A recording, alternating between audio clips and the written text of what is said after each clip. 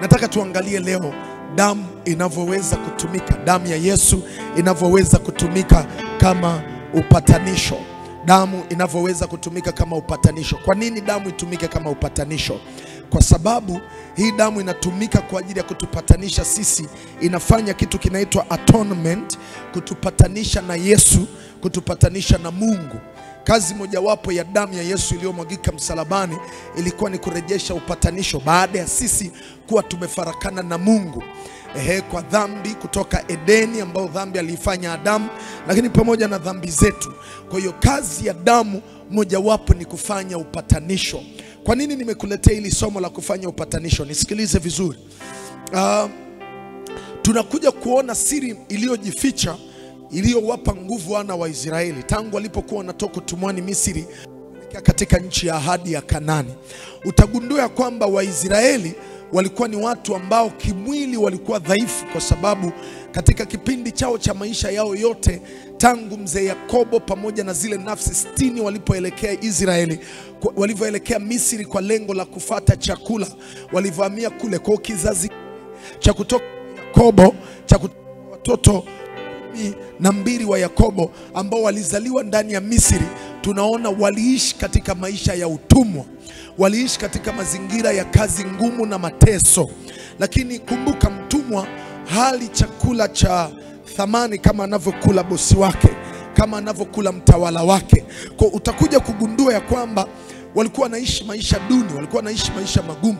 Lakini ukiangalia hawa jamaa, licha kwamba waliishi maisha duni ya utumwa, walivyokuwa njiani wanatoka utumwani Misri kuelekea nchi ya ahadi, hawa jamaa walikuwa wanapigana na mataifa yaliyojifunza vita, na wao hawakuwa wamejifunza vita kabisa, lakini walipigana na waliyashinda yale mataifa. Bwana Yesu asifiwe sana.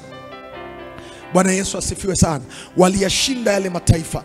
Na utagundua ni kwamba Mwisraeli kwenye kila eneo ambalo alikuwa anakwenda, alikuwa anapata anakuwa victory, anakuwa victor, anakuwa na ushindi. Nini kilichokuwa kinampa ushindi? Nikagundua ya kwamba ni kwa sababu Mungu alikuwa katikati yao.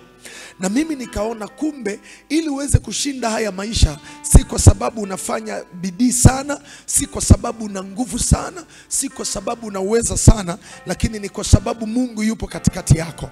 Sasa nikagundua ili Mungu awe katikati yetu, ni lazima tujipatanishe na huyu Mungu. Mungu awe karibu na sisi, Mungu awe ndani yetu na sisi tuwe ndani yake, tutembee na huyu Mungu, ndipo ambapo tutaweza kupata ushindi kwenye maisha. Mahali popote ambapo Mungu yupo kuna ushindi. Sasa yawezekana una struggle kwenye changamoto fulani, mimi sijui, lakini wewe unajua. Jambo moja ambalo nataka nikwambie, tunakwenda kuitumia damu ya Yesu, ambayo kazi mojawapo ya damu ya Yesu ni kumpatanisha muamini au kumpatanisha Mkristo ama kumpatanisha mtu na Mungu wake. Kitabu cha Mambo ya Walawi sura ya 17 mstari wa 11, neno la Bwana linasema, kwa kuwa uhai wa mwili huu katika hiyo damu, nami nimewapa ninyi hiyo damu juu ya madhabahu ili kufanya upatanisho kwa ajili ya nafsi zenu, kwani ni hiyo damu ifanyayo upatanisho kwa sababu ya nafsi. Manake tunaambiwa katika kitabu cha Agano la Kale cha Walawi ya kwamba iliwekwa damu madhabahuni kwa ajili ya kuhakikisha hii damu inampatanisha mtu na Mungu wake. Na akishapatanishwa na Mungu wake, manake Mungu anakaa karibu naye. Lakini ukisoma kwenye Efeso sura ya 2 mstari wa 14 mpaka 15, anasema, kwa maana yeye ndiye amani yetu, aliyetufanya sisi sote tuliokuwa wawili kuwa mmoja, akikibomoa kiambaza cha kati kilichotutenga, naye akiisha kuondoa ule uadui wa mwili wake, ndiyo sheria ya amri zilizo katika maagizo, ili afanye hao wawili kuwa mtu mpya mmoja ndani ya nafsi yake, akafanya amani. Manake tunaoneshwa namna ambavyo Yesu Kristo kwa damu yake alitupatanisha na Mungu. Sasa niko hapa kukuambia kwamba yawezekana kuna mambo yako hayaendi sawa sawa, yawezekana kuna vitu vyako havifanikiwi. Niko hapa leo kuombea, lakini wewe pia utaomba pamoja nami tukitumia damu ya Yesu kama upatanisho juu ya dhambi zetu, juu ya uovu wetu, tukijipatanisha nafsi zetu na Bwana. Sawa sawa na Walawi 17:11 imetuambia ya kwamba ameweka damu madhabahuni kwa ajili ya upatanisho wa nafsi, maana ni hiyo damu ipatanishayo nafsi. Inapatanisha nafsi zetu pamoja na Mungu aliye hai. Nataka nikwambie, pasipo damu hatuwezi kupokea msamaha. Pasipo damu hatuwezi kupatanishwa, kwa sababu kinachotupatanisha na Mungu ni damu peke yake. Maana sisi mbele za Mungu ni wenye dhambi. Kwa hiyo damu ndio inayotuunganisha na Mungu aliye hai. Kwa hiyo tunaenda kujipatanisha na Bwana, na Mungu akishakuwa katikati yako, Mungu akishakuwa kwenye ofisi yako, Mungu akishakuwa kwenye ndoa yako, Mungu akishakuwa kwenye gari yako, baada ya kujipatanisha na damu ya mwana kondoo, kama ni kwenye basi unaosafiria, ndege ama chombo cha majini, meli, basi uwe na uhakika akiwemo ndani hakuna ubaya, hakuna ajali, hakuna mauti wala vifungo. Utauona mkono wa Bwana juu ya maisha yako. Tuombe. Baba yetu na Mungu wetu, katika jina la Yesu Kristo, tunasema asante kwa ajili ya neema yako. Asante kwa kutuamsha salama. Asante kwa ajili ya wale ambao bado wamelala na saa 11 kwao haijatimia kwenye nchi mbalimbali walizopo, ambao nao utakuja kuwapa neema ya kufuatilia maombi haya. Baba, ninakusihi sasa asubuhi ya leo, kwa kuwa uliitoa damu ya uhai wa mwanao Yesu Kristo pale Calvary, na ile damu inanena mema na kutupatanisha mbele ya patakatifu. Baba, damu hiyo tu ikatupatanisha na wewe Bwana, mahali ambapo yawezekana tulikengeuka, mahali ambapo yawezekana tulitengwa kwa sababu ya dhambi zetu. Ninainua damu ya Yesu ikafanya upatanisho, ili uwepo wako uwe katikati yetu, ili uwepo wako uwe katikati ya ile familia, ili uwepo wako uwe katikati ya ile nyumba ambayo inapita kwenye changamoto ya madeni, ambayo inapita kwenye changamoto ya kupata fedha lakini fedha hazijulikani zinakoelekea, ambayo inapita kwenye changamoto ya kukosa fedha na kukosa kazi, wamekosa permanent job, wamejikuta wanatembelea kwenye temporary job. Baba, ninaomba neema yako ikaingilia kati. Ninamwombea yule mama, yule baba, yule kijana anayepita katika roho ya kukataliwa, roho ya kupuuzwa, anakosa recognition ya Bwana ofisini, anakosa recognition ya Bwana kwenye kazi zake, licha kwamba anafanya kazi kwa bidii, lakini Bwana hatambuliki. Anafanya kazi kubwa, ana present vizuri, lakini Bwana anayepata sifa ni supervisor wake. Yeye hapati recognition wala hapati promotion kazini. Baba, asubuhi ya leo as wanavyoondoka kwenda kazini, I pray that the blood of the Lamb is going to atone them with you, O Lord, and your presence is going to be with them in the name of Jesus. Neema yako ikawe juu ya maisha yao, mahali ambapo anapita pagumu, mahali popote palipo na ugumu wa aina yoyote unaomfanya mtu wako ana struggle. Baba, ninajua kwamba uwepo wako na kwa umeondoka, and I'm returning your presence into that place. I'm returning your presence in his life in the name of Jesus. Ninaomba uwepo wako kawe katika maisha yake, uwepo wako kawe kwa watoto wake, uwepo wako kawe kwenye biashara yake, kwa damu ya Yesu. Damu ya Yesu ikafanya upatanisho kwenye ile ndoa, damu ya Yesu ikafanya upatanisho kwenye ile afya, wale waliopoteza amani ya afya yao. Imefika wakati adui ana remote maisha yake, imefika wakati adui ana remote afya yake. Haijarisha anapata magonjwa mbalimbali, anapita kwenye cancer, anapita kwenye bacterial infection kwenye ubongo wake, kwenye uti wa mgongo, kwenye mapafu yake, kwenye miguu yake. Baba, katika jina la Yesu Kristo wa Nazareti aliye hai, mahali popote palipo na uwepo wako, magonjwa hukimbia.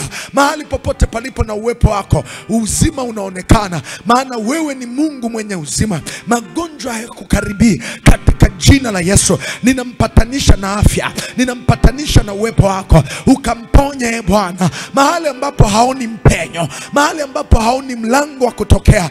Mungu mwenye enzi yote, akiwepo na wewe uliyefungua njia wakaiona wana wa Israeli kutoka utumwani Misri wakipita katika jangwa, kwa sababu walikuwa na wewe. Lord, I pray that you are going to show her mercy, you are going to show her grace, you are going to intervene on her life in the name of Jesus. Ukaingilie kati kwa damu ya mwana kondoo. Wale waliokata tamaa juu ya maisha, wale waliokata tamaa juu ya ndoa, wale waliokata tamaa juu ya kupata watoto, wale waliokata tamaa juu ya kupata kazi, Baba, ninawaombea asubuhi ya leo tumaini jipya juu ya maisha yao, tumaini jipya juu ya maisha yao.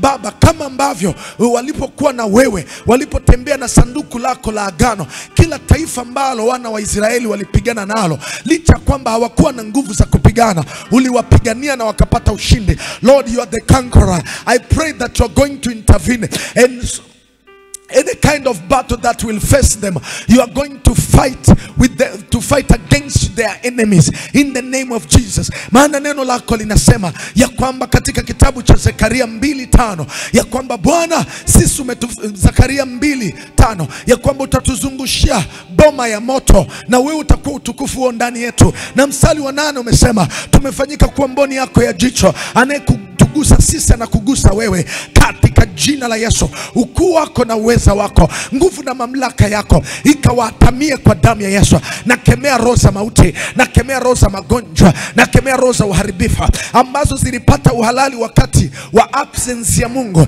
Sasa present yako Bwana ikaonekane in the name of Jesus. I pray that you are going to help them marvelously in the name of Jesus. Maana msaada wetu katika Bwana aliyeziumba mbingu na nchi. Na kemea kila aina majoka, na kemea kila aina mapepo, na kemea kila aina nguvu za giza kutoka kuzimu kwa damu ya Yesu. Maana maandiko juu ya mwamba wako Kristo umelijenga kanisa, na malango ya kuzimu yatalishinda. Nami nakemea kila hali ya utupu, na kemea ukiwa, na kemea giza, na kemea magonjwa, na kemea mauti. Achia kwa damu ya Yesu, achia kwa damu ya Yesu. Ule ukame wa kukosa fedha, ule ukame wa kukosa kazi, wale wanaotafuta papers katika nchi ya ugeni, Baba ninaomba neema yako, kama ambavyo maandiko yanaeleza ya kwamba kwa sababu ulitembea na Yusufu kila mahali na neema yako ilikuwa pamoja naye. Maandiko yanasema Mungu alikuwa pamoja na Yusufu. Baba, ulikuwa pamoja na Yusufu katika nchi ya ugeni, ulikuwa pamoja na Yusufu Misri, hata alipokwenda gerezani ulikuwa pamoja naye. And I believe that Lord you are going to show mercy. Na ninaamini ya kwamba ukiwepo wewe na watu wako katika nchi ya ugeni, utawapigania, utawatetea, ukawatetea walio katika nchi ya ugeni, wale ambao wameenda vacation, na wale walioenda safari za kikazi, na wale ambao Bwana ni diasporas katika nchi ya ugeni. Wape favor, grant them favor, oh Lord. Wape kibali mbele ya wenyeji kwa damu ya mwana kondoo. Usiwapungukie, bali neema yako asubuhi ya leo ikawe pamoja nao katika jina la Yesu wa Nazareti aliye hai. Asante kwa kuwa wewe ni mwema, wewe ni mwaminifu na mwenye nguvu katika jina la Yesu. Ubarikiwe sana Dory Paul, Lord Vex kutoka South Africa, Mark Masai kutoka Mwanza, lakini Elizabeth Muhina kutoka Dar es Salaam, na wengine wote ambao mmejoin live broadcast hii. Mungu awabariki sana. Mungu akupe neema pia ya kushiriki nasi kwa njia ya sadaka ili ukamilishe ibada yako ya asubuhi. Fedha yako kidogo ambayo pengine ungeanza nayo leo kwa ajili ya kufanya jambo lolote, kama ambavyo umeanza na Bwana asubuhi ya leo, basi ni vyema ukaanza kwa kumtolea Bwana sadaka ili kawe alama kwenye maisha yako. Sadaka ni kila ambacho unaanza nacho asubuhi kwa kumheshimu Mungu.